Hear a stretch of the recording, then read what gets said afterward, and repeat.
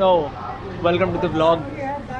Today is the day 2 in Lucknow और आज सोचा है कि चौक का एरिया एक्सप्लोर करेंगे.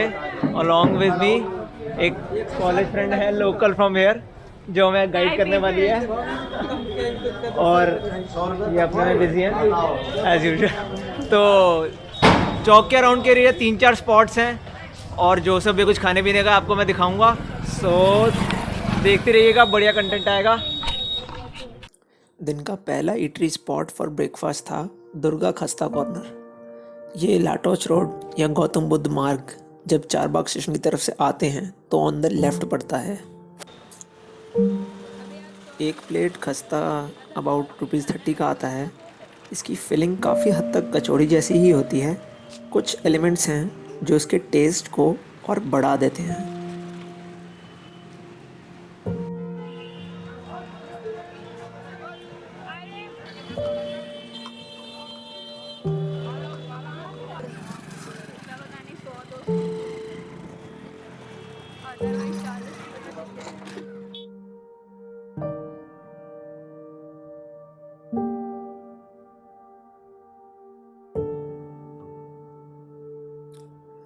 कड़कती हुई धूप में कुछ देर चलने के बाद हम पहुंच गए अपने पहले मॉन्यूमेंटल स्पॉट छोटा इमामबाड़ा पे. इसको ओल्ड लखनऊ में one of the most beautiful structure माना जाता है. It is located towards the west of Bara Imambara.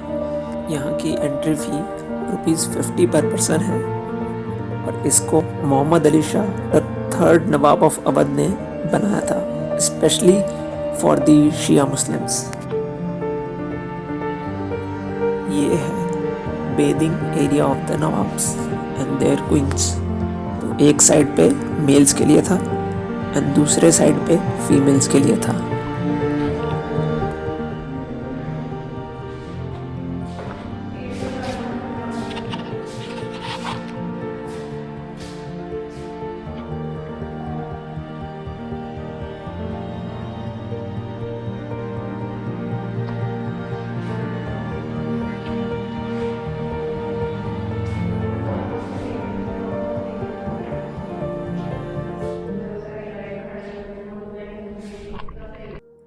Monument के एक्सटीरियर में इस्लामिक कैलीग्राफी का यूज़ करके वॉल्स पर कुरानिक वर्सेस लिखे गए हैं. बड़ा इमामबाड़ा की तरफ जाते वक्त 2 आर्किटेक्चरल मार्वल रास्ते में पड़ते हैं. पहला है हुसैनाबाद क्लॉक टावर. ये इंडिया का सबसे ऊंचा घंटाघर है जिसकी हाइट 221 फीट है. इसको first lieutenant governor George Cooper के लिए एज अ वेलकम जेस्चर बनाया गया था. इसकी प्रेजेंट डे हालत कुछ खास अच्छी नहीं है मगर फिर भी टूरिस्ट यहाँ कुछ देर टाइम स्पेंड कर ही लेते हैं. क्लॉक टावर से निकल के हेडेड टुवर्ड्स बड़ा इमामबाड़ा सेकंड आर्किटेक्चरल मार्वल आता है रूमी दरवाज़ा. बड़ा एंड छोटा इमामबाड़ा के बीच में स्थित है. इसको टर्किश गेट भी बोला जाता है बिकॉज ये टर्की में बने एक गेटवे बाबी हुमायूं को काफ़ी रिजेंबल करता है और ये अवधी आर्किटेक्चर का एक बेहद ही खास नमूना है. इतना चलने के बाद हम पहुंच गए बड़ा इमामबाड़ा. इसको 1785 से लेकर 1791 एडी के बीच में फैमीन को टैकल करने के रीज़न से बनाया गया था. एक इम्पॉर्टेंट किस्सा जो इस जगह के में प्रिवेलेंट है वो है कि ताकि लोगों को एम्प्लॉयमेंट मिलती रहे फैमिन के दौरान, इसको दिन के टाइम बनाया जाता था और रात के टाइम कुछ पोर्शन तोड़ दिया जाता था. इसके 3 मेन पार्ट्स हैं पूरे कॉम्प्लेक्स के. एक तो है द इनॉर्मस हॉल जो एकदम ग्राउंड फ्लोर पे है जहाँ पे जिसकी छत पे भी हम बैठे हैं, आसफी मॉस्क एंड एक बाउली. हम सैटरडे के दिन यहाँ गए थे तो इसलिए हमें काफ़ी ज़्यादा भीड़ मिली यार, काफ़ी भीड़. मे बी वीकडे में उतनी ही ना मिले आपको तो तब जाने का ट्राई कर सकते हो. बड़ा इमामबाड़ा कॉम्प्लेक्स में सबसे इंटरेस्टिंग जगह जो विजिट करने वाली है वो है भूल भुलैया. एक तो इसको बहुत इजीली मत लेना क्योंकि सच में यहाँ घूम सकते हो. इट्स क्वाइट बिग और काफ़ी ओपनिंग्स ऐसी हैं सेंट्रल हॉल की तरफ हैं जो रेलिंग से गार्डेड नहीं है.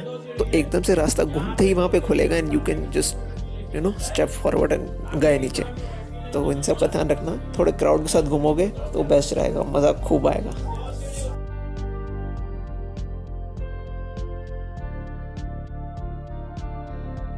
कितनी सच्चाई है इस बात में ये तो हमने वेरीफाई नहीं किया, मगर जैसा कि गाइड एक फैमिली को बता रहा था कि जिस तरफ ये सब टॉर्च पॉइंट कर रहे हैं वहाँ पे एक स्टेयरकेस है जो एक टनल में जाके खुलता है, और वो टनल डायरेक्टली मथुरा की तरफ लीड करती है, वहाँ ओपन होती है। तो ये है मलाई मक्खन जो मिल्क क्रीम से बनाई जाती है और ये विंटर्स के दौरान मिलती है लखनऊ में। हमने इसे अकबरी गेट चौक पर ट्राई किया था, वहाँ पर आपको ढेर सारे मिल जाएंगे। बाहर इतनी कड़कती हुई धूप और गर्मी हो रही थी और मलाई खा के प्यास भी लग गई थी, तो सोचा क्यों ना राजा की मशहूर ठंडाई ट्राई की जाए। तो यहाँ पर 2 टाइप की ठंडाई मिलती हैं, एक तो प्लेन ठंडाई और भांग ठंडाई। मैंने प्लेन ठंडाई ही ली और इसका सूदिंग इफ़ेक्ट तो था, काफ़ी अच्छा लगा पीने के बाद, बस टेस्ट में मुझे उतना मज़ा नहीं आया। कुछ देर में पेट गिड़गिड़ाने लगा कि भाई कुछ सॉलिड खिला दे, कि क्या चल रहा है। तो हम सॉलिड खिलाने के लिए आ गए इदरिस बिरयानी पर, द मोस्ट फेमस बिरयानी जो लखनऊ में है। यहाँ पर भूखे मारे पहुँचकर हमें ये झटका लगा कि सारी बिरयानी ख़त्म हो गई है और अभी 1 से 1.5 घंटा लगेगा फ्रेश बिरयानी प्रिपेयर बनने में। इतना टाइम हमारे पास नहीं था बिकॉज़ कुछ और जगहें थी जहाँ हमने जाना था और इसी दिन की हमारी वापसी की ट्रेन भी थी, तो हम चल दिए वापस चौक की ओर। वापस चौक पर आकर किसी लोकल रेस्टोरेंट पर सबसे पहले तो हम सब ने एक प्लेट छोले भटूरे लपेटे। उसके बाद दोस्त ने बताया कि चौक एरिया में ही राधे लाल परंपरा करके की मलाई गिलोरी बहुत मशहूर है, तो पहुंच गए हम उधर। ये 1 प्लेट मलाई गिलोरी की 70 रुपीज़ की थी, मगर मुझे तो वर्थ इट लगी। ऑटो रिक्शा पकड़कर हम आ गए अमीनाबाद, जहाँ से हमने अपने पहले दिन की शुरुआत करी थी। इदरिस बिरयानी तो ट्राई नहीं कर पाए, बट वाहिद बिरयानी का नाम भी कुछ कम फेमस नहीं था, तो डिनर हमने यहीं पर कर लिया।